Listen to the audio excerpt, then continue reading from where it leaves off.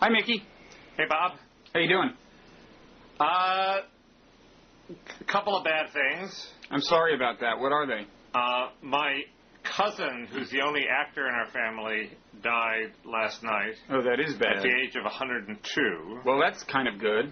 He had a long, long life. He was in all the Frank Capra movies. He was the mayor in The Music Man. The mayor in The Music Man died. Charles Lane. So this is very nice man. So this obituary probably appeared in places. No, I don't think it's happened. I just heard from my mother. I don't think the obituaries appeared. But they will. But he has an incredible list of credits. But they will, yeah. He was an important character actor. To what do you attribute his longevity? Genes, I assume. Okay. Genes that I probably don't share. He was my grandmother's cousin. I don't know what that makes him to me. But he was a wonderful raconteur, and he had a lead in a movie called 20th Century with John Barrymore. That was his, I think, biggest part. But wow. He was always the face in the crowd. He's in It's a Wonderful Life. What did he play in It's a Wonderful Life? He's Evil Man Potter's assistant. He delivers an important speech about how you can't let the Jimmy Stewarts of the world run free because then people will resist Potter's evil schemes. Yeah, I think I can envision him hovered over Potter's desk next to Potter. Yeah, I think he's next to Potter. Mm-hmm. I always thought he's the guy who brings in the scale model of Pottersville. But anyway, he had a long and fruitful life and was a lovely man, but there you go. Well, 102's not bad. No. If somebody offers me that deal right now, I'll sign on the dotted line. Was he in reasonably good shape till the end? I think so. Yeah, he just passed away quietly to sleep, as far as I know. But he got a little grouchy toward the end, I think. Gee, I can't imagine that in the Kaus family. And also, I discovered that this file cabinet behind me, I opened it up and it has mold in it. So that's not going to be in there next time you see me. Well, fortunately, you're not the kind to be concerned about things like that, right? I am concerned, and that's why I am very sympathetic to the argument that it was lead abatement that led to the decrease in crime, and Kevin Drum's points about how lead abatement in Pakistan could lead to a decline in terrorism. Any microbial analysis or pollutant-based analysis, I'm very sympathetic to. Because I'm sensitive to those things myself, so why shouldn't Muslim extremists be sensitive to those things? You're a bacterial determinist. Well, in this case, it isn't bacteria. Viral determinist. Microbial determinist. You had it right the first time. Particle-oriented. I'm a nanodeterminist. Okay. Well, it all does get down to the nano level eventually, causality. But the good thing is that we have a sex scandal in Los Angeles. Excellent. The mayor's been caught cheating, and we're gossiping like it's New York. Yeah, I saw that, and I know you're upset about that, right? I'm not upset. I like gossip, and yes, but you wish him to harvest political ill for this mistake, right? We should tell people your mayor, whose name is what? It's a compound Hispanic name. His name's Tony Villar, and he changed it to Villa Raigosa when he married Raigosa. Yes, and, the ill-fated wife who's now in the process of being divorced or something because of his love interest. Well, first, I don't think you bounce politicians because they cheat on their wives. So yeah. I don't think he's going to get bounced. And second, he was doing some very good things as mayor, and I hope he still does good things. The problem with the scandal is people are realizing he hasn't really accomplished any of them. He's trying to take political accountability for the school board, which is good, Bloomberg style. It's quite hard to do, but he won some elections where he put his people on the board, so he's sort of responsible, and he's carved out a little area of the city that they gave him control over, and he pushes green dot charter schools, which is good. So all those are good things. He just hasn't really made major advances, and he wants to build mass transit to the sea and to the end of the valley, which we desperately need, as people are realizing. So everybody hopes he does those things. So no, I think he's just not that smart, and people just don't. People are realizing is there or there. That's the problem. Well, also, people are saying that this means he he can't be governor. Some are saying that, but it sounds like there was reason to think he would never get that high anyway in your analysis. No, there's reasonable to think he would get that high and then not accomplish much. So the good thing about it is that people are gossiping about politicians despite the L.A. Times' wet blanket approach to it. I mean, they admit that it's not a question of, blogs versus mainstream media getting it accurate. The L.A. Times admitted that they knew that the previous mayor, Mayor Hahn, his wife had left him, and they only mentioned it in one paragraph buried in a story once. Mm-hmm. They gave him a pass on it, and it affected his job performance. And he was going home to take care of the kids at 5 and not being able to do his work. Yet they covered it up. So they will cover up things that they know are true, and they've done it for years, and now they've lost control of the process. That the blogs and the reporters are all who don't work for the LA Times. Well, not reporting something is not exactly the same as covering it up, I'd say, in the way we use that term. But they admit they gave him a pass. What does that mean? It means they didn't cover it up. They didn't gossip about it, even though they knew it was true the way they did among themselves. Yeah, well, you agree that there's some lines, there's some things you don't report about, right? Right, but when the mayor of New York, Giuliani, got divorced, it was front-page news for days. Yeah, eerie parallels here with Giuliani. I mean, it's an anchor woman is, again, the woman who tempted him away from his wife, right? Sorry? As in the Giuliani case, we have here with the L.A. mayor, it's a TV anchor woman who lured him away from his wife. No, in Giuliani's case, his wife was a TV anchor woman. But wasn't she wife number 2? Well, right, but then wife number 3 came along. Well, right, but at one time she had been the temptress. Well, but the first wife number 1 was I don't know how the transition from wife number 1 to number 2 for Giuliani went. I'm pretty sure the answer is unsmoothly. But anyway, but wife number 1 was his cousin, right? So really? Yeah, so he was in the service of genetic mixing. Giuliani's got a lot of problems then.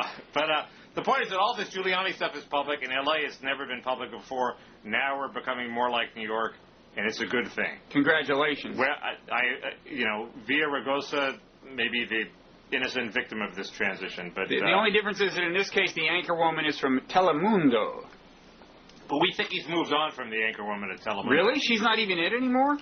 No, you got to read the blog to find out what's happening. He's moved on to a bunch of other babes, we think. Okay. But so the one theory is that the anchor woman from Telemundo is the one who dropped the dime on him. Ooh. So there. But she's quite something. To me, the anchor woman looked just like his first wife, except 10 years younger. Yeah, that too. Okay. But meanwhile, in Iraq, there's a war going on. Yes. Now, and I guess Bush it's looking like he's losing support among Republicans. A number of senators have been saying markedly less supportive things lately. And the White House is going to give Congress this report, which is kind of a foreshadowing of the September benchmarks report. And I gather that in this report they will kind of concede that a lot of the benchmarks for September are not going to get met. These are by and large Iraqi political benchmarks, things they were hoping that the government would accomplish. Right, and it's not even that Tom Rick's article in the Washington Post points out that it's not even clear that the benchmarks are relevant anymore. One question is suppose they passed the benchmarks, suppose they had an oil revenue sharing agreement. Would that really contribute to security on the ground? I'm not so sure. Well, it would raise the prospects for an eventually unified Iraq. I think something like that is a prerequisite for a unified Iraq in the long run. Well, it's a prerequisite for a partitioned Iraq. Well, right, there we get at the old issue that this administration, for a long time was not seriously facing the possibility that maybe the best outcome at this point, or the least bad outcome, is a partition. The Sunnis would be much happier with partition if they were guaranteed a share of oil royalties. So, yeah, it depends on what you mean by partition. If you mean individual sovereign states, that ain't going to happen. If you mean, I mean loose confederacy. I mean a loose confederacy. Yeah. Yeah. Anyway, go ahead. It does.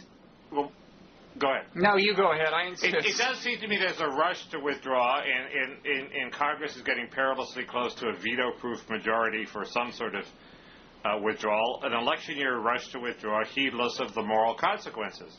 And I was happy to have an election year rush with immigration because it produced a result I like, and immigration was much simpler. A no bill solution, just an abject retreat, was actually a pretty good solution. Here, an abject retreat is probably not a good solution. The key word is well, I think using the adjective abject kind of loads the analysis, preloads the analysis making. Okay, I meant abject things are never the most hoped for outcome. Having one extreme, result was fine with immigration. The result was no action at all so far. There's sort of three positions. There's total withdrawal. There's which the New York Times came out in favor of, which would mean we don't get to do the good things we're doing in Anbar, but yet we completely remove any reason for sort of people to be in Iraq to react against an American presence there. The middle ground, which is sort of Iraq study group, withdraw to strategic bases, let the civil war rage on, but somehow intervene to stop al-Qaeda spreading. I don't quite know how that happens, but presumably that means that whatever good we're doing in Anbar keeps on happening. And the third is sort of the muddle through on the President's surge course, where we engage in a counterinsurgency strategy where we actually go and put our troops out in the community and try to hold those communities. And is your sense that Defense Secretary Robert Gates is actually opting for the second of those? Well, that's what everybody says, but the issue to me is why don't we opt for the third, but instead of directing the surge at maintaining a unitary government, which really does seem to be a lost cause at this point, if it ever was the right cause, why not direct the surge toward setting the grounds for partition? That seems to be the obvious solution. He was supposed to be gravitating toward that solution a couple of weeks ago, I think the last time we talked. Why isn't that the obvious right thing to do? I don't know, but I think he knows more than we do about what's actually happening on the ground. So if he's moving in that direction, probably suggests that the indices they do have on the surge are not all that sunny. Well, but even Juan Cole admits the surge has done two things. First, it's reduced the level of sectarian killings in Baghdad itself, although not the level of car bombs. And second, it's in Anbar, it was clear that the prerequisite for the tribes turning against al-Qaeda was our troops going in there and taking the military offensive against al-Qaeda. The idea that we can withdraw to strategic bases and still have that go on is insane. So it has had these two good effects. Now you can say that doesn't solve the civil war, that if the Sunnis take firm control of Sunni areas, they could still attack the Shiites. All that's true. But you can't have the New York Times position of total withdrawal and then expect al-Qaeda not to make a comeback in Sunni areas, I don't think.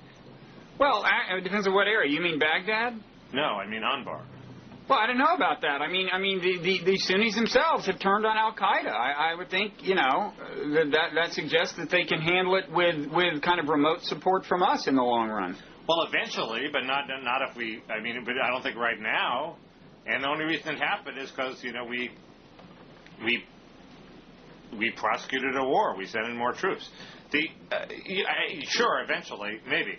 Now maybe. I mean, if you give them the weapons, then there you get to the other question of whether, then are you just arming one side in a civil war and so on, but in a future civil war.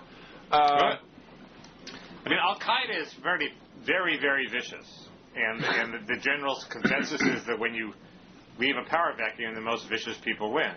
There's just one anecdote that... Well, wait a second. I mean, when you leave a power vacuum, some people who tend to be at a disadvantage are people who are not really the indigenous force. Now, al-Qaeda it was originally an external force, al-Qaeda in Iraq. It was run by a Jordanian. They have since recruited some native Iraqis, but by and large, they are an alien force. That's a huge disadvantage to operate at. Okay. They successfully operated with it for a long time. Well, but the tide has turned. in Anbar at least.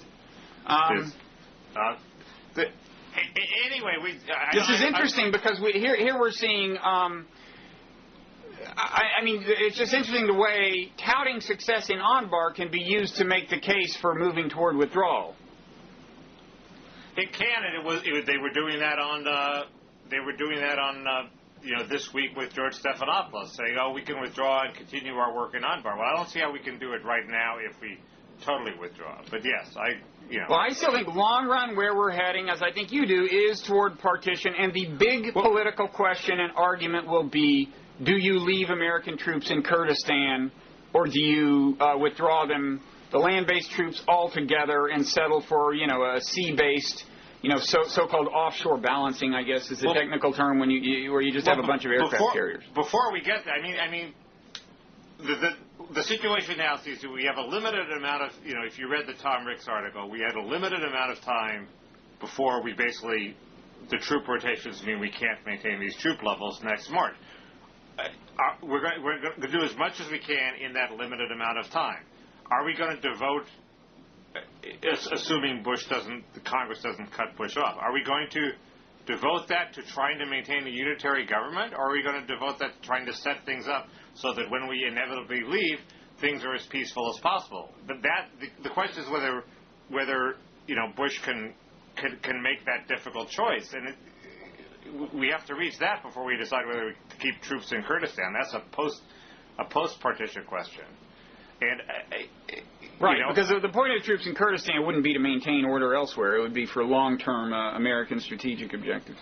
Right. So, I guess I don't see that alternative getting as much play as I'd hoped. It's all this. Well, what alternative though? Isn't that kind of the Gates alternative? What you're describing?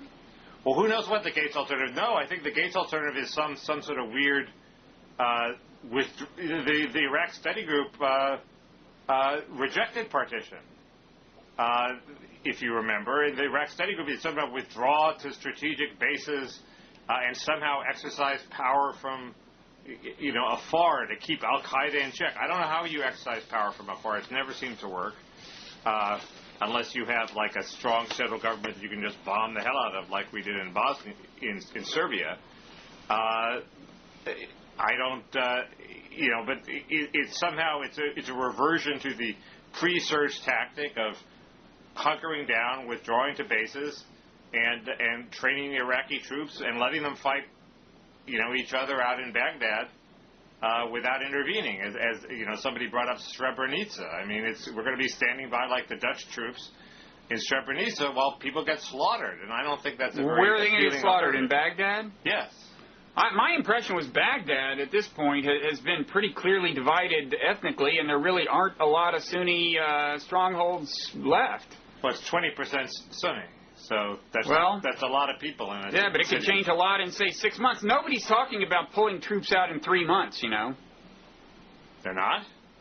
Well, nobody's serious. That's not really on the table. What, all American troops gone in 3 months, Mickey? I think Richardson says he pulls them out in a day. Richardson is for total withdrawal very, very quickly, he says. Well, that's not serious. That's not on the actual menu of options. Nobody believes him, but that's what he says. I don't know. The other thing I'd say is it's just a chaotic system. No one has a clear idea of what's going to happen. And there's no reason for great confidence that any given strategy will lead to any particular outcome, it seems to me. We've been wrong all along. But it does seem that the surge has produced some good results. The failure has been that Maliki hasn't taken political advantage of it. Yeah, look, I think when American troops move in force, it makes a difference. But I think one thing Gates realizes is that if you ask how many troops would it take to really do this comprehensively, how long would they have to stay, that's just not politically realistic. Right. And the other thing is I actually saw some numbers a few days ago, I don't know if I'll be able to retrieve them, suggesting that actually the number of bodies found has actually been going up for the last couple of months. Juan Cole in a post today said no. Said no on that particular variable? Yes, he said it's gone from 80 or 90 a day to 20 or 30 a day. Bodies found on the streets of Baghdad. Well, if you go from last fall to now, it is still a net a net drop. But according to this article, what had happened was it had actually started dropping before the surge, continued into the early spring, and now has been rising. And so it went from something like over 1,000 last fall before the surge to something like 500 per month or something. But basically, the basic problem is people on the left seem to think that dead Iraqis don't count if you can blame them on Bush. That was the undercurrent of the New York Times editorial. Yeah, sure, there might be genocide that results if we leave, but that's Bush never should have gotten us in the war in the first place, which is true. But the dead Iraqis will still be dead Iraqis. So it seems to me we have a moral obligation to have as few dead Iraqis as possible, especially since, unlike in Bosnia, we started the damn thing. Well, I think there are serious people of goodwill who increasingly are saying, honestly, we do not know which scenario will lead to the fewest dead Iraqis. That's what I mean when I say it's a chaotic system. You could argue that there'll just be a short period of violence followed by stability. I agree. Right. I mean, you got to remember, there's all these variables we have not even seen really at play, like, the Saudis and the Iranians, okay? If we weren't there at all, a lot of it would be up to them. So what's going to happen? Well, both of them have an interest in a kind of stability, actually. But on the other hand, they're both wary of one another, and they would fight it with it would become a kind of proxy war at some level. Well, proxy wars could be deadly and brutal and bloody, and they can be, and they can also lead to a stable agreement before terribly long. That's what I mean. We don't know. I understand, but the Times didn't make the argument that it might be short and Mickey, the assumption that if we tried an orderly withdrawal over over a year or 18 months or whatever, which is the kind of thing the Times is embracing, the assumption that would lead to a massacre is no less facile than the assumption than the assumption that you're making, which is that everything will be if we stay, everything will be okay. I don't think I'm not assuming that if we stay, everything will be okay. If we're there to tamp down violence, and the ambassador and the leader of the government say if we leave there'll be greater violence, it doesn't seem to me it's a facile assumption to assume that if we leave there'll be greater violence. Even the people who say there'll be stability in the long run admit there'll be greater violence at first. The question is how long it will last. And it seems to me morally you have to make a reasonable judgment as to what the consequences would be. You can't just say, oh, it's all Bush's fault, and our goal is only to protect American lives, John Murtha style, and in the style of the New York Times, and leave. I mean, that's not, it seems to me, morally flawed reasoning. That's my point. And it could go on for decades. Somalia, they're fighting a proxy war, and it's still going on after we intervene in the transition between Bush and Clinton. Yeah. Well, you never know, but I will say that you just failed to catch a completely nonsensical sentence I uttered, and God bless you. I just let those go by. Yeah, it made no sense whatsoever. What I meant was, well, never mind. But the point is that it's not a given that a kind of serious attempt at an orderly withdrawal would lead to genocide any more than it's a given that if we pulled out, everything would be okay. I don't think I said it that way, right? I think I failed to say it that way. That's my final closing point. We should move on. That's a better point. Well, can I bring up? There are three interesting things that are happening in Iraq. Okay. First, it's possible that Maliki will be deposed. That there'll be a parliamentary vote of no confidence. There are people organizing against it. There's some indication that we gave our blessing to this. Who knows whether that will happen? But that could be a wild card here. Second, bizarrely, Al-Qaeda has now threatened to attack Iran if Iran doesn't stop making trouble, intervening on behalf of the Shiites. So why is that so bizarre? I mean, Al-Qaeda in Mesopotamia long ago opted for a Sunni versus Shiite strategy. Well, but it means that we have common ground with Al-Qaeda in checking the power of Iran. It just makes for a very strange bedfellow situation. A lot of those in Iraq. And the third thing is, Juan Cole sort of raises the possibility, I think it's him, or one of the people he links to, that this oil law, which is supposed to be the big political achievement that the Maliki government hasn't achieved, actually we screwed it up by it's too differential to foreign oil companies. So there's actually legitimate grounds for opposing it. And basically, if you read Juan Cole, everybody hates this law. It's a little like the immigration bill, and there's not particular reason to think it's going to pass anytime soon, and they may hate it for good reasons as well as bad reasons. It may not just be the Shiites want all the money. It might be that it cedes too much control of foreign oil companies. Okay. That's all. Those are my 3 points. So we're going to talk about this, the latest angle in this essentially foiled British terror plot is that one of the participants was an engineer. Yeah, that was scary. You linked to this article in the New York Times about one of them. He designed airplane wings.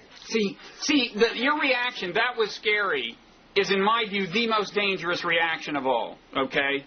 The New York Times, I think it's from the Times, the lead paragraph is, Kafil Ahmed, the engineer identified police as one of the 2 main suspects in the British car bomb plot, worked for much of last year as an aeronautical engineer for an Indian outsourcing company that designs aircraft parts for Boeing, Airbus, and other manufacturers. And you had the reaction I would worry about, which is, oh gosh, next time I get on an airplane, who knows? Why is that? Why does one worry about that reaction? Well, because first of all, I think if you look at the way things like airplanes get built, there's nothing like a mid-level engineer can do that would have the effect that a terrorist might want. In other words, nothing goes wrong during the testing of the plane. First of all, there's the empirical fact that no planes have fallen out of the sky lately for inexplicable reasons.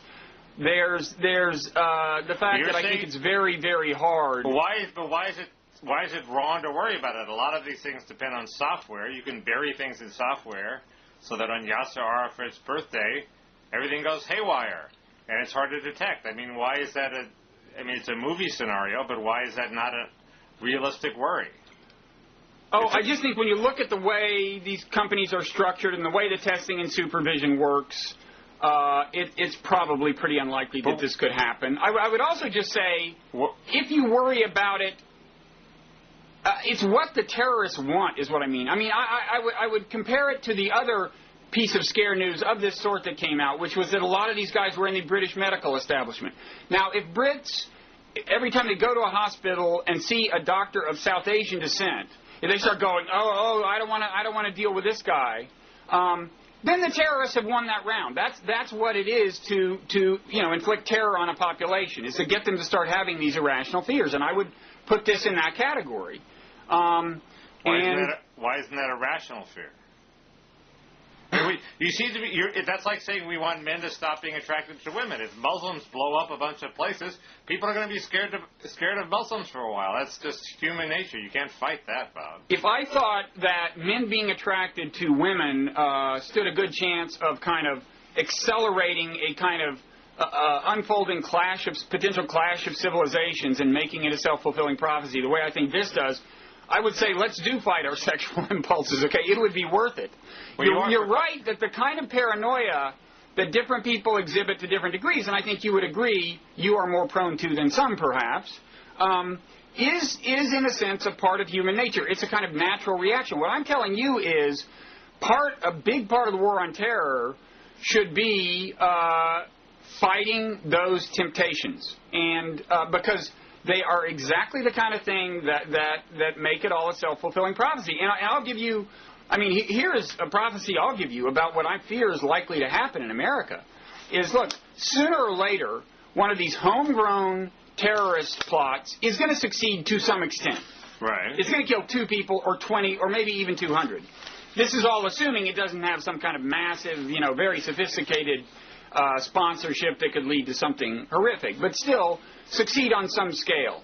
Now, I fear that what's likely is the reaction we will have is exactly the kind of reaction that will make that kind of thing only more likely to happen again. And I suspect people like you, Mickey, you've in the past said, I think you're in favor of ethnic profiling at airports, right? What's the reaction that you fear? It's going to be like the siege. We're going to round up all Muslims in concentration camps. What do you think is going to happen? No, not going that far, but small steps in the in that direction, in the sense that the systematic exercise of suspicion of Muslims in a way that antagonizes Muslims and makes them more likely to become terrorists, while doing very little to actually, reduce the chances of short-term terrorism.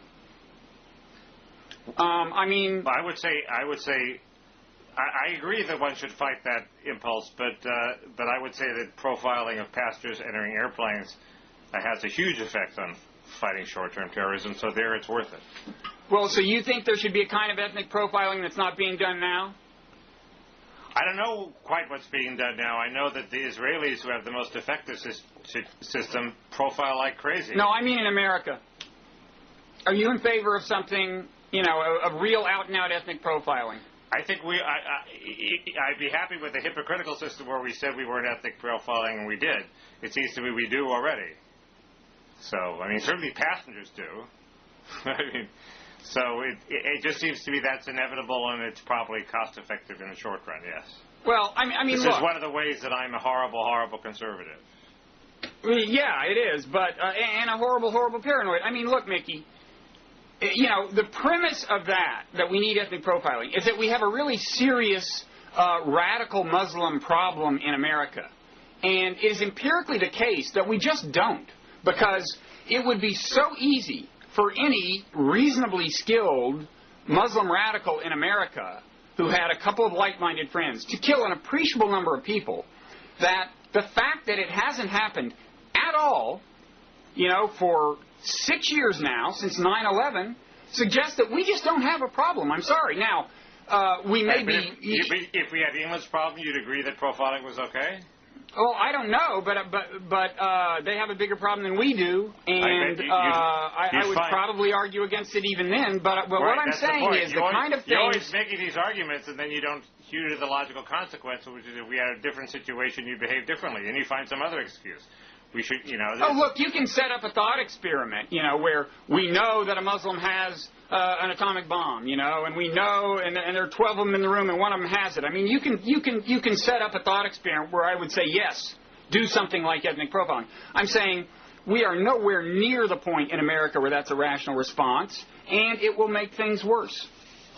And you're saying if we have two lines, one of which you're given a mild frisk, the other which you're given a medium frisk, and if we put Muslim males through the medium frisk line and old grandmothers through the mild frisk line, that this is an outrageous assault on Muslim dignity and will cause a lot of terror. It has nothing to do with whether I think it's an outrageous assault on dignity. I'm saying anyone who understands human nature will say that it's a predictable effect of that, Mickey, to really piss off a lot of young Muslim males. You don't think so? You don't think so?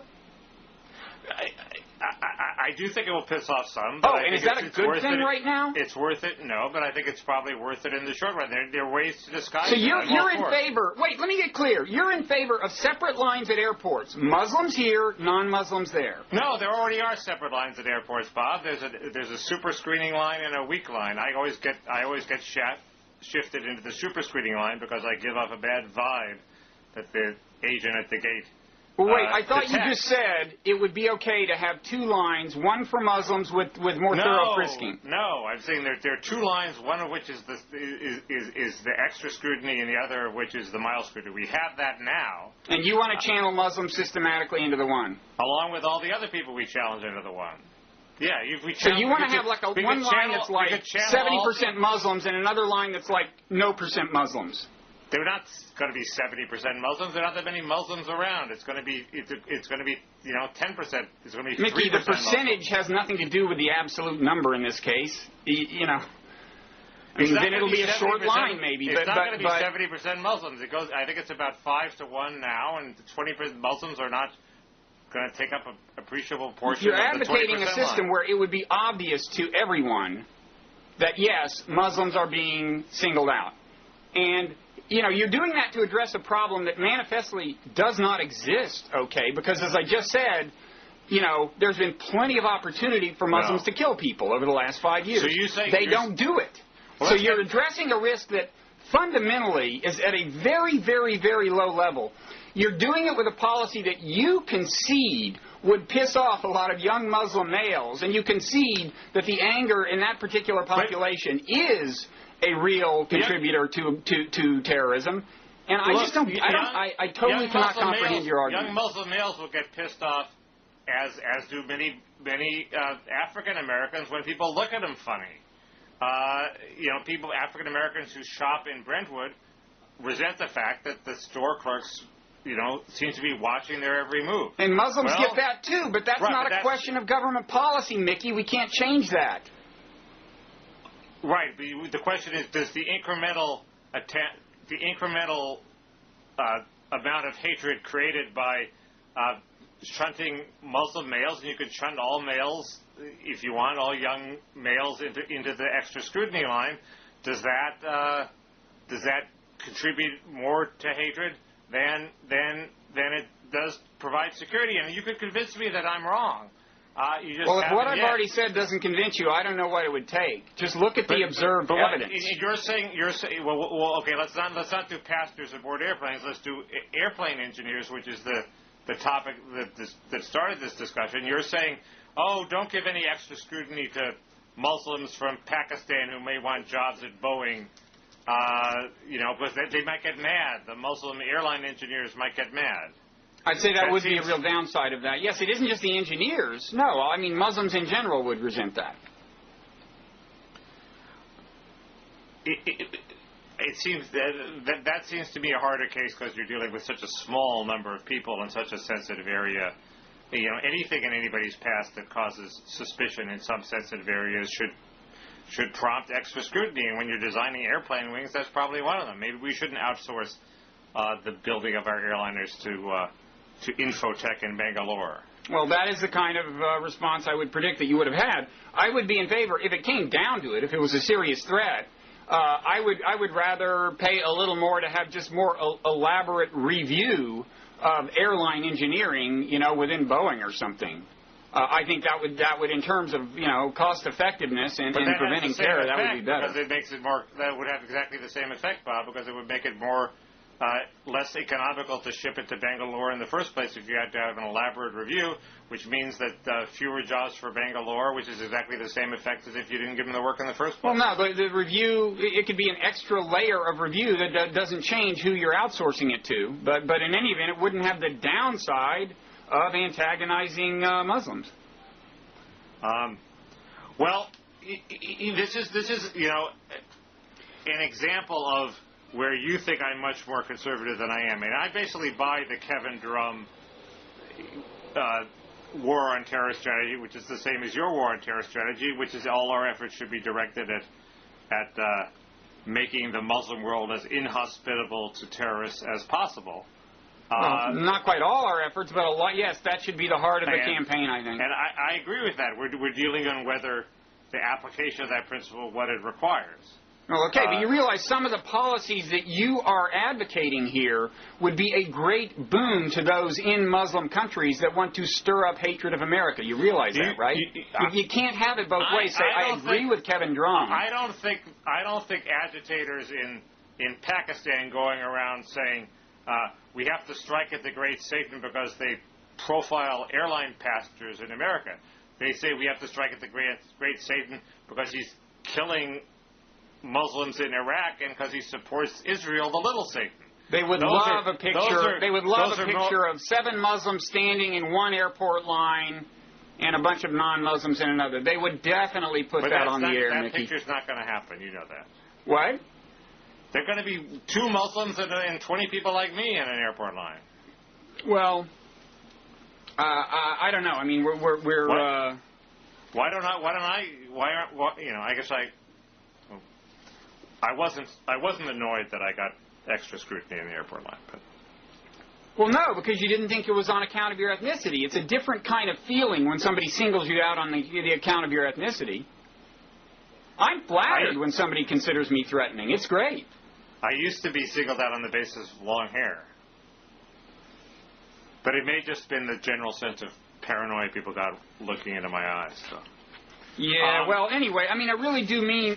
one thing I'm serious about is When some sort of small-scale homegrown terrorism inevitably enjoys some success in America, it would really be nice if we had a president who was good at, who first of all resisted the natural impulse to exploit the opportunity to increase his or her authority. Well, Bush and secondly, did a good job of calming everyone down and putting it in perspective. But Bush has totally resisted the impulse to profile. I mean, he kept Norman Mineta as the Secretary of Transportation who resisted profiling. He constantly gave, joint appearances with suspect Muslim clerics who claimed to represent the responsible portions of the Islamic community.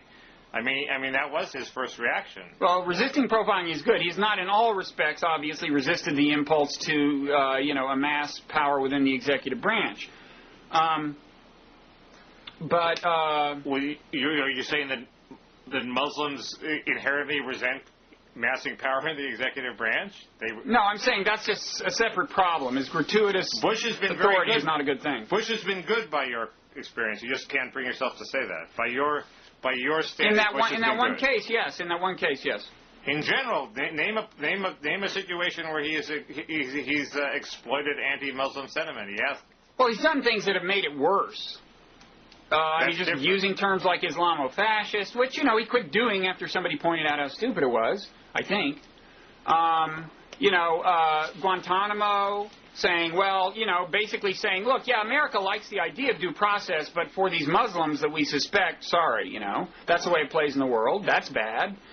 So, no, he's not been a universal success by my lights, I'm afraid. Okay, but he's done some. He's in some ways responded better by my lights than, say, you might if you were president. That's true. Well, there you go. Okay. Now, are we going to segue into the surveillance question? Well, there is this surveillance question of the Brits have video cameras everywhere, and people. I think Senator Lieberman has proposed to copy that in the United States, and I think there's a plan to do that in Manhattan. I would have thought that you would approve of this, since you've always been fairly firm on the need to sacrifice privacy to stop terrorism in an age where weapons of mass destruction are increasingly available to small numbers of people. That's not my big shtick. I mean, my big shtick is... What's your big shtick in your book, Nonzero? Well, no, the analytical point in that I'm proudest of in this context, I mean, this came out shortly before 9/11, was saying, we traditionally think of this inexorable trade-off between civil liberty on the one hand and security on the other. In this age where, kind of hatred can morph into terrorism, can morph into massive lethality, there's actually a third variable, which is how many people in the world intensely hate other people. To the extent you can reduce that, then you can get increases in security without commensurate sacrifices of civil liberty. But that was the message I was preaching. In other words, said we have to sacrifice some privacy. Oh, I think we will inevitably, and yes, to some extent. But that's. Well, why isn't this some of the ability to be spotted by a video camera on public streets, in public? Why isn't that one of the first bits of privacy? As sacrifices go, that's far from the worst. I think. Right. Because when you're in public, you think, well, I'm in public. You're not thinking it's private. On the other hand, there are safeguards I'd like to see. Very careful who has access to the video, what's finally done with it. And in the case of, there is this one article in today's paper about this Manhattan system they're setting up in South Manhattan, which will go beyond videotaping per se for purposes of kind of retroactive security use. It's going to be very systematic recording of license plate numbers by video. And, for example, there's going to be alarms will be set off internally within the police system if when the license plates of suspect vehicles enter Manhattan. Now, one thing I would like to know is what is your criterion for a suspect vehicle, and also an interesting question to me is should those criteria be transparent? Should it be public? What is the definition of a suspect vehicle? I mean, if I, in a moment of anger on Blogging Heads TV, say that Bush is a an idiot and he should be killed, half of which is definitely defensible, by the way. Is that one of the criteria? I'd like to know that kind of thing.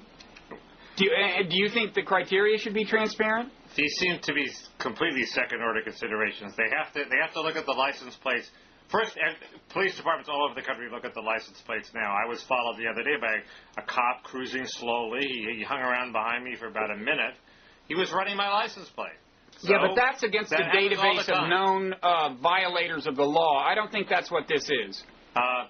Second, they have to run the license plates anyway if they're going to have congestion pricing the way they do in London. They're going to send you a bill for being in Lower Manhattan. So they run the license plates anyway. Why shouldn't they also run the license plates against some terrorist list? And why should they disclose the criteria? But this all seems to be relatively trivial concerns. You basically are on board with the system. Well, no, the point I would make is, as I understand it, we're not talking about the standard police database where they run the license plate to see if this person's been picked up for DWI or has a weapons charge or blah, blah, blah. I assume that these are going to be, somewhat less kind of binary criteria.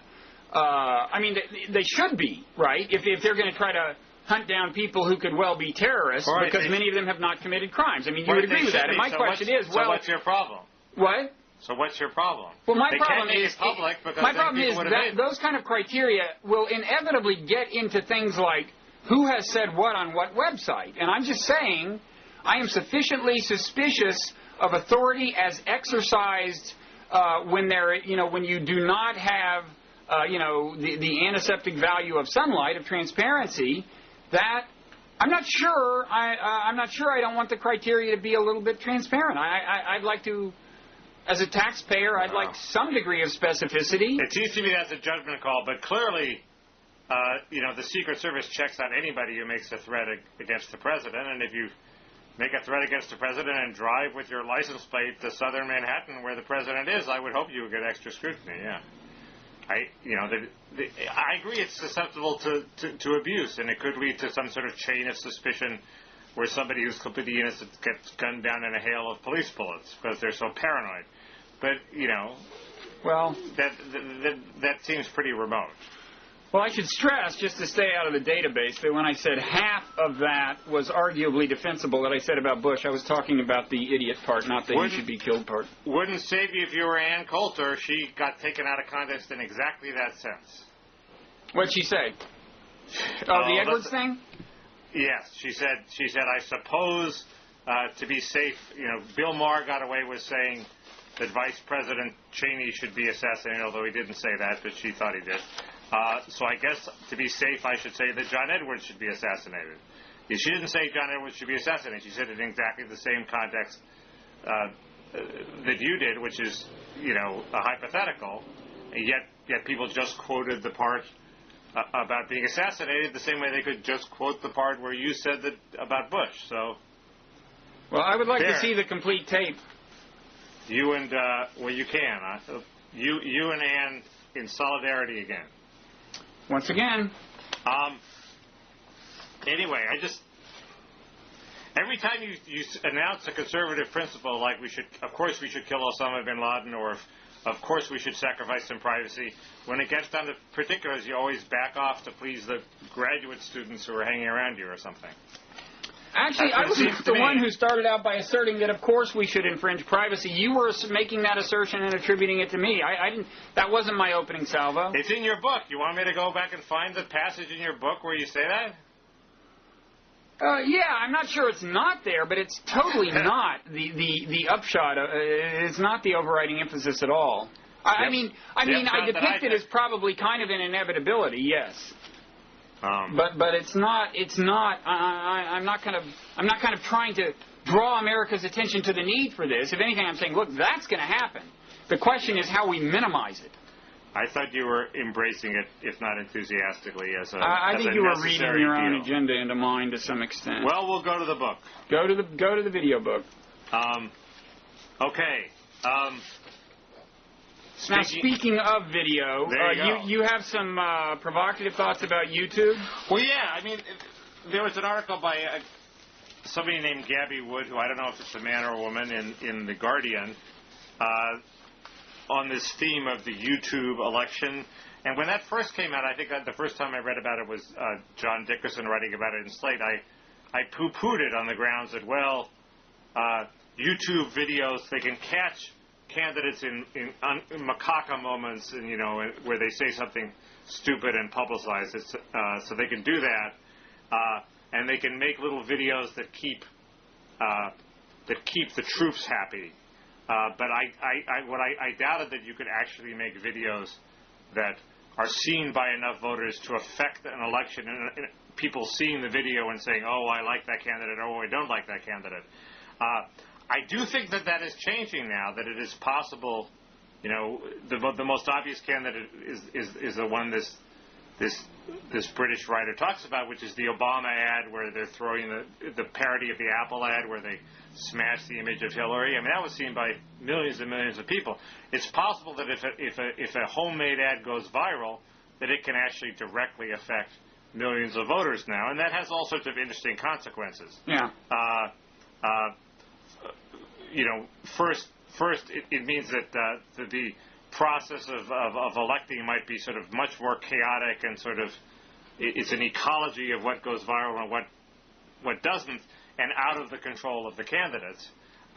Second, it has important implications for campaign finance reform. First, because one of the attempts of campaign finance reform is to stop independent expenditures from affecting the election, on the grounds that we don't want rich people to affect the election, so everybody who spends a certain amount of money has to register, and they can't coordinate. Well, first, now they can spend less than the limit, which is $1,000 or $2,000, and still affect an election if their video goes viral. Second, it's obviously speech, so I don't see how the government's going to get away with regulating or even requiring people to register before they put up a YouTube ad. And third, it probably breaks, most subversive, it breaks the whole connection between money and winning the election. It used to be you spend money on TV ads, you put $10 million on TV, you won the election. Now it's whatever goes viral. In well, the new yeah, paradigm. but it's not as if money can be of no assistance in making. I mean, look, if Pajamas Media decides to make something that has some degree of viral potential actually go viral, they can probably do it if they really call all the people in their network who are kind of on their payroll in some sense. That's an interesting question. I mean, I know all sorts of people who've tried to go viral. We've tried to go viral. Huffington Post have tried to go viral. Slate's tried to go viral. It seems more random than can be bought by money. I guess if you get the best creative minds in your generation and buy them and put them to work on doing something viral, they will eventually come up with it. If you buy the services of the woman who did Obama Girl, she's probably going to come up with something pretty good. But it seems more random than can reliably be bought with money. Well, that is it can't reliably be bought with money, but I would say it's not the case that money's of no value either in propagating a meme that's been kind of well packaged. But you're right. I think the interesting thing is the unpredictability, because what it means is, I mean, campaigns are going to continue to do their ads, and they're going to try to do good attack ads. But increasingly, I think it's going to be the case that, what are the chances that the most viral attack ad will be one actually produced by the campaign, right? Right. Increasingly, the chances are that the creative juices happen to align somewhere outside of the campaign. Right. And so most of the successful attack ads, and in a sense most of the successful advocacy ads, maybe, are going to just come from outside of the campaign. Well, and the paradigm, this happened in '88, before the Internet, when the Willie Horton ad was not an official ad, and it only ran, if it ever ran at all, once. Yeah. And it was immediately taken up by the media. Now the Willie Horton ad will be made by some private guy in his basement. Well, as I contended last time, one of those anti-immigration bill ads that was made by Michelle Malkin, it was on hot air, was Willie Horton-esque, and it was it came from informal channels, right? Well, actually, I like on my blog, I said people should make those ads, and it was a call to arms, and she responded. No, I think she was actually making them before. But anyway, it produced a handful of ads, some of which were very good. It's not clear to me that they had that much direct effect. They weren't intended to have a direct effect. The Willie Horton ad was seen by people and scared people about Dukakis, right? Right. These ads were supposed to be seen by politicians in Washington and scare them about what could be done to them in the next campaign. Yeah. It was a much more indirect thing. I don't think millions of people saw Michelle's ads and decided to oppose the immigration bill. Nor do I think they were that bad. What was so bad about it? Oh, we had this argument last time, I think. No, we didn't. I don't remember that. Well, it was about, what was the closing image of an Hispanic guy in, gang tattoos preying on a stereotype in the way that the Willie Horton ad allegedly preyed on a stereotype. But, okay, we did have that argument. But another interesting thing is how often or how these ads can backfire. Like, do you think the Obama girl ad was actually good for Obama? Good question. I think not. I mean... why not? Because it associates to people, to kind of swing voters who have some degree of skepticism of the cultural aura given off by liberals, right? It's exactly what they fear. Good point. And you think it also... we'll link to these ads, but if anybody didn't see it, it's it would also a little racy. It would also explain why Obama's wife seems so pissed off at him all the time. That's also kind of part of her shtick. Maureen Dowd wrote a column about this. I know, but there's been blog speculation completely unfounded as to why she's so angry. But it is a sort of mystery hanging over the Do you campaign. know that she's really angry, or it's just kind of her shtick is, that to roll her eyes, that Obama. Well, that Barack, She does it beyond, Maureen's point was she does it beyond what is productive for Obama. She seems to be belittling him. And so why does she do this? She must really be pissed off. That seems to me a natural shtick that one could carry too far if one weren't careful. But I guess that's possible, but it's also possible that she resents all these young things making Obama girl videos about her husband. Oh, I doubt she was a big fan of that particular video. Anyway, it does seem to me so I'm finally on board with the John Dickerson YouTube election thing, and it's going to drive the candidates crazy because they're not going to be able to control the process. The subtext of campaign finance reform is candidates want to be the ones that control. They hate these independent ads that may come in at the last minute and screw them up. Now you have millions of people who can make independent ads, all of which are going to be negative. The positive ones aren't going to have an impact. And in fact, in this Guardian piece about this whole phenomenon that you steered me to, there was this paragraph. Obama has hired Chris Hughes, the 23-year-old co-founder of the social networking site Facebook, and Edwards has hired so on. And I thought, this paragraph is kind of missing the point of the whole piece in a way. It's not of no importance who they hire to run their internet operations. But the point, I think, is the one you made. More and more, the important stuff that happens on the internet is beyond their direct control. Right, and one of the issues is, will they try to suppress it somehow through the campaign finance laws? And I think the answer is yes, but it'll be shot down. Well, I agree that the regulation of this stuff will be very problematic in practice. That's life in democracy. So you also want to talk elsewhere in technology about this. You steered me to this iPhone piece that kind of, ostensibly the case against the iPhone, but actually the case against the whole genre of technologies that this piece argues are. Yeah, I thought it was going to be a terrible piece, and I was going to feel guilty to steer you toward it, but it's actually a pretty well-organized piece. Wow, that's funny, because I thought you were going to say, sorry about sending you this link. I didn't realize how badly argued it was. It wasn't badly argued. It was horribly argued. It conflated a couple of issues. One is the issue isn't the erasure of the sphere between public and private. People talking on their cell phones.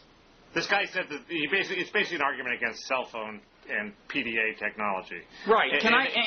And the way, you'll be out in public where there are real human beings, but you're talking on your cell phone or you're emailing or maybe listening to an MP3, which is a little different. But can I read you a paragraph that I think is just ripe for ridicule?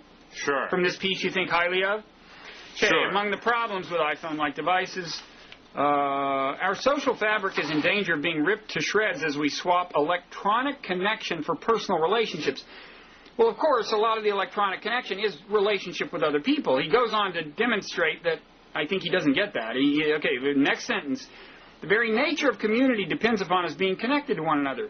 Being civil means, or at least used to mean, valuing the relationship beyond our immediate circle of family and friends. Well, these technologies, email and cell phone and so on, are very often used to connect you beyond your circle of family and friends. In fact, one of the things I don't like about them is they lead to more and more contacts of an increasingly superficial nature. The people you're dealing with are really not your friends. And they're not your family. I don't find that a problem at all. I find that the contacts you have with people who you never would have talked to for 10 years are actually not superficial at all. Okay. They're actually quite meaningful. But what he's getting at here is it's not that it's not that we don't have personal relationships. It's increasingly it's the second life problem. You can go through the world of meat space, and yet you're constantly connected to this virtual world where only you and the people you've chosen are sort of acting, and you sort of ignore what's going on in the actual real world around you. And it does seem to me that has some of the same problems as, the narrowcasting problems with the web. And it also has a problem of people being divorced from their actual physical, meat space lives, and reducing a sort of an element of randomness and geographic community that we're bred by, centuries of evolution to value. And it seems to me you as a Darwinian psychologist should be concerned about the... No, I regret that part. Look, it's kind of an old argument. In fact, I think I've made it myself. It just seems to me that this is a particularly bad rendering of the argument, in my view. And there are other examples I could cite. But, I'm sympathetic to the point. And, in fact, today... I was going to get my hair cut, and while I was going in, I was in the car listening to an MP3 that I kind of needed to listen to. It was actually a dialogue we haven't posted yet. And I was thinking, would it be bad form to continue to listen to this while getting my hair cut? And I went in, and the person who cut my hair was somebody I'd never seen there before, who had, little in common with me demographically, okay? Black guy, probably 20 years older than me, worked in the post office most of his life, and I wound up talking to him instead of listening to my MP3, and it was actually a very rich conversation. It was great. It was one of those things you really feel good about. Well, it had some really great moments. That's the point. That is the point, and I appreciate the point. And the irony, by the way, is he used to work in the post office. In fact, there's reason to believe I may have encountered him 20, 25 years ago, given where he was. But it's funny that it used to be with the post office that at least when you use the technology of the day to communicate with people at a distance in non-real time, that is, use the post office, you might encounter an actual human being in the course of mailing your but even that's gone. Who goes to the post office anymore? Anyway, that's an asterisk. But I'm sympathetic. Did he give you a good haircut? What? Did he give you a good haircut? I guess our viewers can... I'm happy with it, but we can vote. They can vote online. Okay, but what were you saying? Sorry. So I'm sympathetic, but you talk about your unstoppable forces. What's going on? Some might argue that the story of history, Mickey, is people, technology permitting people to play more and more non-zero-sum games with a larger array of people in more different places, and that this is just a continuation of that. And so far, it's been unstoppable. But at some point, there's going to be a meat space revival. And you can already see it. In California, we're about to ban talking on the cell phone in your car. So that's a huge chunk of our time out here is going to be recaptured for meat space. Yeah, but just to get back to, I'm sorry, how shoddy I think this argument is, what he favors is this law about making it illegal to use a cell phone while crossing the street, in a crosswalk. I'm sorry, but it seems to me that government intervention should be confined to the kind of thing you just described, where using your cell phone could hurt somebody else. His point was that it's just not crazy. I think it is crazy. Think how guilty the person feels who runs you over. I think you can also hope for the evolution of etiquette, okay, you're standing in a line, you've got your MP3 player on, the etiquette should probably be, you just turn it off. You can get through a transaction at the drugstore without any actual, oral communication, but I would favor an etiquette where you just treat the person like a human while you're dealing with them, There's one more issue, which is whether which is whether the cell phone versus email.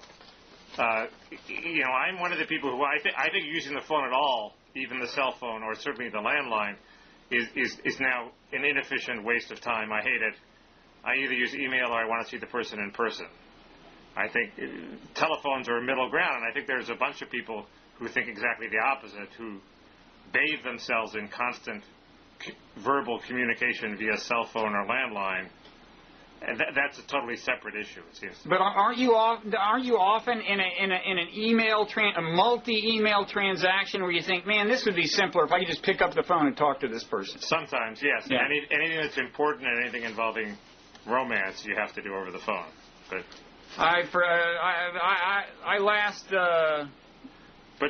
that was a different technological era for me, Mickey. I can't comment on that. Somebody like you who has so few emotions to play with, email is fine.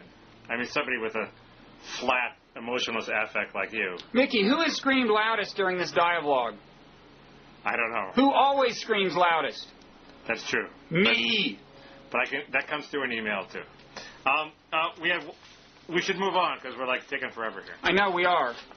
But all that's left is your complaint that your brother and I cast you as a conservative, right? Well, right. You had my brother on in And can I just say, Mickey, he's a very likable guy, and I don't mean to sound surprised when I say that. Your insidious attempt to weasel information out of him about me was partly successful.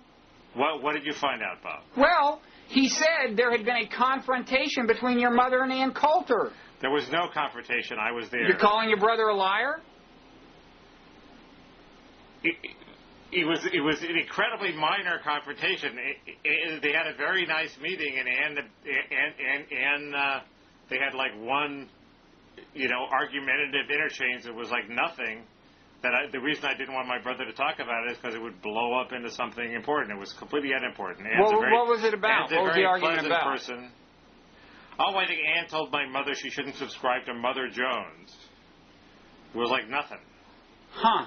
It was on the way out the door of a perfectly pleasant 10-minute chat. It was basically nothing happened, and I didn't want my brother to talk about it. A, for privacy concerns, but B, just because it was like nothing. And why? So all of a sudden, privacy concerns are very important to you. It sounds like. Well, privacy was the secondary aspect here. What was the first one? That there was nothing. I didn't want like some sort of false this to get blown up into something that was. I'll tell you, lawyers don't throw around the word confrontation lightly, Mickey. And now two of them have. You even used the word. Did I use the word confrontation? I was just. You called it minor, I think, a minor confrontation. Well, if a confrontation gets minor enough, it stops. Well, anyway, it was not a confrontation in any sense of the firm. God bless your mother if she cannot get through an encounter with Ann Coulter without a heated exchange. That's all I have to say. It was certainly not a heated exchange, my God. I'm glad to hear she had that heated exchange.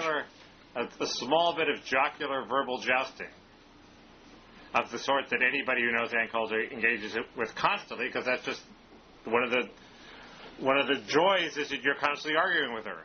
Okay, well, anyway, I'm glad to hear about that heated confrontation. It was not a heated confrontation. Beg your pardon? It was not a heated confrontation. Can't hear you. Oh, the heated confrontation, yeah.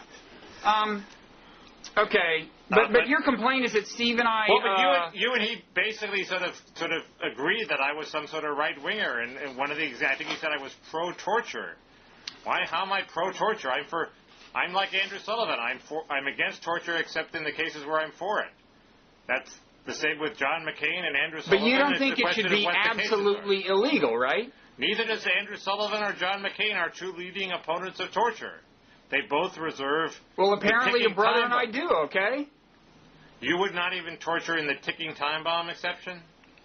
I actually subscribe to the views of... And I think for a while this was McCain's view. That, look, I mean, the safest thing to do is just make it strictly illegal. If there ever were a true ticking time bomb scenario, the real one, which, by the way, there will never be, I mean, as these thought experiments are constructed, where it's an atom bomb, it's going to go off and kill 1 million people. It'll never happen. But if it did happen, we could count on the authorities to break the law and accept the consequences. And we should be able to count on them to do that. and take the risk. And if they lose, be willing to do jail time to save the million lives. Okay, that's the level of safeguard against the abuse of torture I would like. That's different. That's different. Saying that we hope the law will be broken is different than saying you're against torture in all circumstances. Saying it should be illegal. I'm for a law against profiling in airports because I know the authorities are going to break it and profile if necessary. That's the same position. But, Mickey, our positions are different. I'm saying it should be flat out illegal. You're saying there should be an explicit loophole in the law. No, I didn't say that at all. I'm for hypocrisy. So what you're saying, it should just be flat out illegal. The law should only say one thing about torture: illegal in all circumstances. That's your position? I don't know if I'm for hypocrisy that much. I think we should have a general rule that says we don't torture. I don't know why do we have to go out on a limb and talk about all circumstances. We shouldn't have a situation like Abu Ghraib where we routinely pull low-level people in and torture them, even if that information would be of some incremental value. Well, it sounds like you don't think it should just be flat out illegal. These are all difficult questions as to how much you value hypocrisy, Bob, but you're a hypocrite because you want it flat out illegal, yet you say the law should be violated. So does McCain. Whether you're for a flat-out law that you think should be violated or carving out an exception and being honest about it seems to me not a major argument that makes one side pro-torture or anti-torture. You're both for torturing people in the ticking time bomb situation. I contend that you're using... The fact that I agree with you on that doesn't make me a right-winger and doesn't make me pro-torture. The question is whether you're pro-hypocrisy or not, and I think I am pro-hypocrisy. I think that's the most you've raised your voice so far. I count that as a success on my part. But I think obviously, by saying it's really a question of hypocrisy versus honesty is a fairly cheesy rhetorical device, Mickey. I'm sorry. Why? I don't understand. Why is it cheesy? You're saying you want a blanket exception, yet you know that it's not going to be applied in a blanket way. So why isn't that hypocritical? Isn't hypocrisy doing something other than what you tell other people to do? Isn't that what you're doing in this case? It's the homage vice place to virtue. So there you go. What is it that I'm doing that I'm telling other people not to do? You're saying it's illegal, yet you expect the president to disobey the law and go to jail and torture people. Well, actually, in the real world, I don't, because I don't think the occasion would arise. In the unlikely event that it did, yeah, I would expect him to do that. And I don't know why hypocrisy applies, because in that theoretical scenario, if I were president, I would do it. I would do what I would be advocating in both cases, which is obey the law unless it really is a matter of saving a million people in Manhattan. To be honest, you will proclaim a law. I am against torture in all circumstances. It is illegal, yet I will disobey it. It seems to me... I don't think what I've done is dishonest. I'm being totally open about what I'm advocating. Cheesy rhetorical device, Mickey. Cheesy, cheesy, cheesy. Oh, please. Anyway, I'm not pro-torture any more than you are. Yes, you are. Yes, you are. You're not embracing a law that bans it under all circumstances. Because you say you're not going to enforce that law. You're going to depend on people disobeying the law. So it does seem to me that we both torture people in the exact same number of circumstances. Well, in closing, let me just say that I think you've admirably advocated your pro-torture position, Mickey. Sorry? Nothing. You're talk about cheesy rhetorical devices. Wait. A little house cleaning, okay? Okay. First of all, I hope I'm actually going to be gone next week on a family reunion. Don't pressure me on air. That's stupid. I wasn't going to do that. Okay. But I will now that you've brought it up. What I was going to say was that I hope that in my absence we will introduce the flash format, about which I'll talk soon. But as long as you brought that up, Mickey... No, that's not either. A lot of viewers were asking for a Mickey-Steve dialogue, and, we're in danger, with me being at this family reunion next week, we're in danger for the first time ever of going a whole week without a Bob or a Mickey. And, one solution would be to have your own little kind of family reunion, you and Steve dialogue. Break my heart. How do you do that?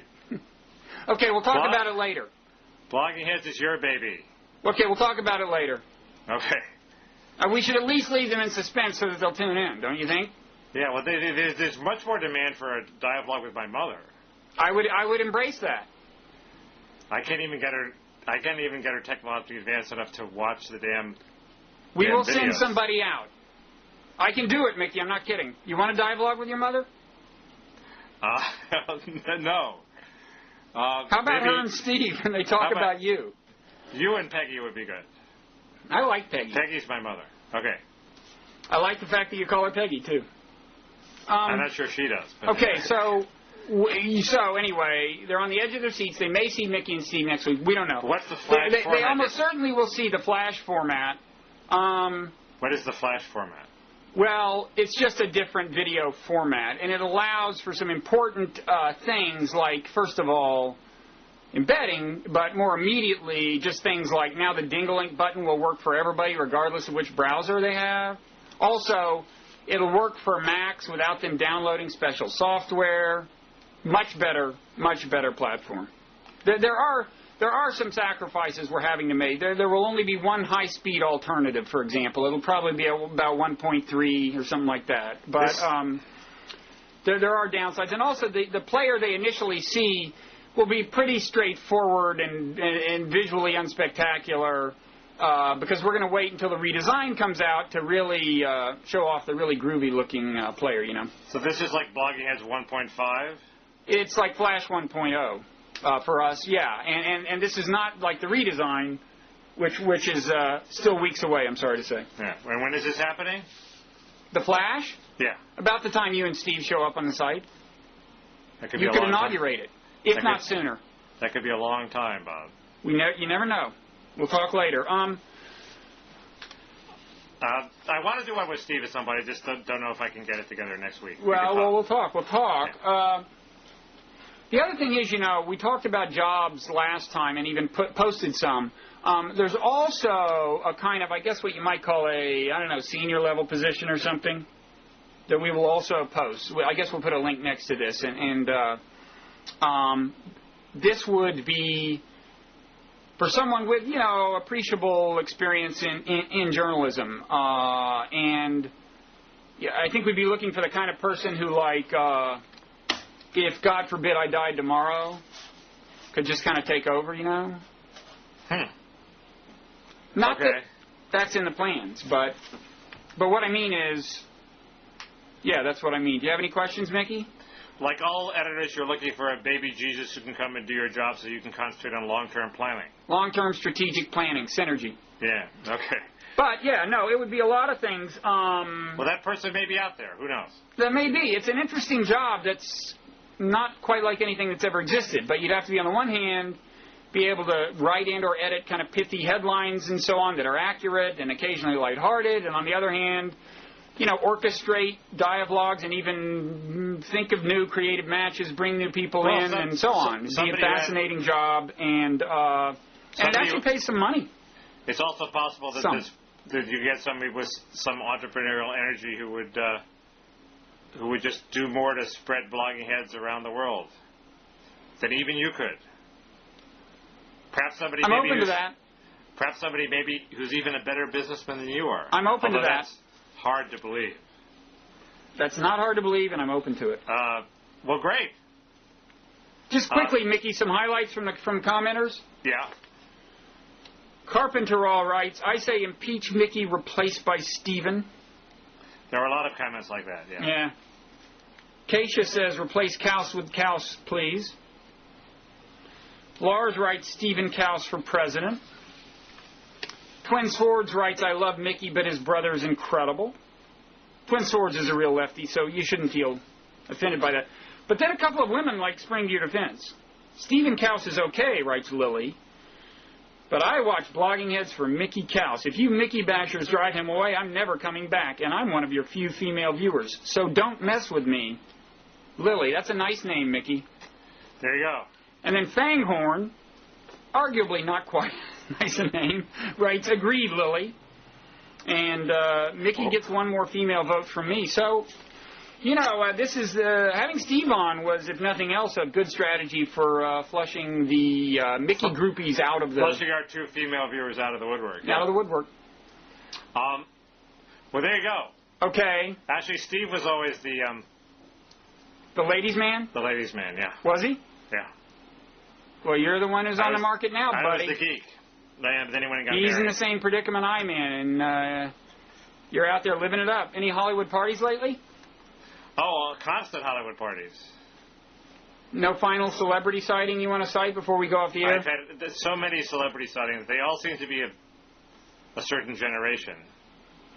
I was talking to a very nice wife and mother who turned out to be Mimi Rogers. Thought that was impressive.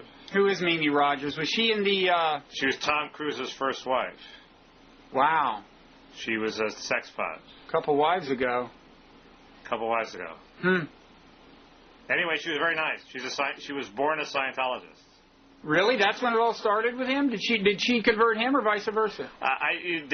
You could find out she must have converted him. A lot of it on the web about that. I think she brought him in, but her relationship to the church now, I'm not sure about. Anyway, none of this came up. We were talking about kids. Okay.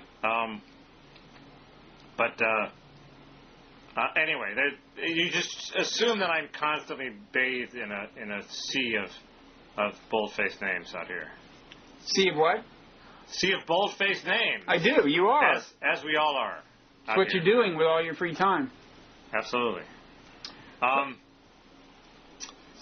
Okay, well, we leave hoping that we will not go a Bobless and Mickey-less week next week, but I might be overcome by the mold that's gestating in that fog cabinet over there. You never know.